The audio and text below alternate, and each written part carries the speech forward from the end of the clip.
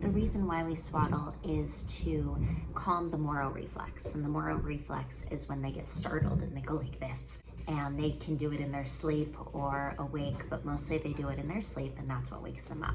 So that's why we swaddle them real tight so that they feel like they're in the womb again. The first swaddle that I used, because they were cute and I used to see them on Instagram or sponsored ads, are the stretchy swaddles. They're real big and they're stretchy, and what's great about them is you can wrap them around the baby, you can even tie it at the bottom, but it gives the baby the flexibility. They can grow into these swaddles. They're not super tight, they don't have Velcro, and they're so soft and honestly so cute that that's what I used as a newborn up until about 4 weeks. After about 4 weeks, we then started using the Nested Bean Zen Swaddle. It was really soft, and the best thing about Nested Bean is that there's this tiny little weighted area on their chest that basically kind of feels like mama's hand is on her chest, and she loved it and it really helped her go to sleep.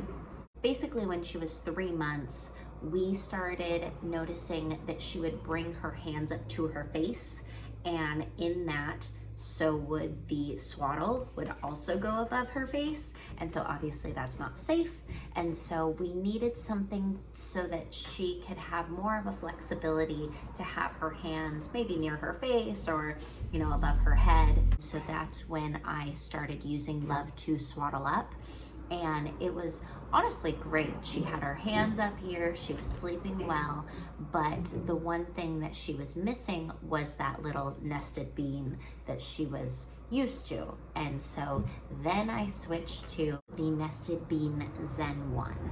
And this is basically a swaddle I probably would have used from the beginning, to be completely honest.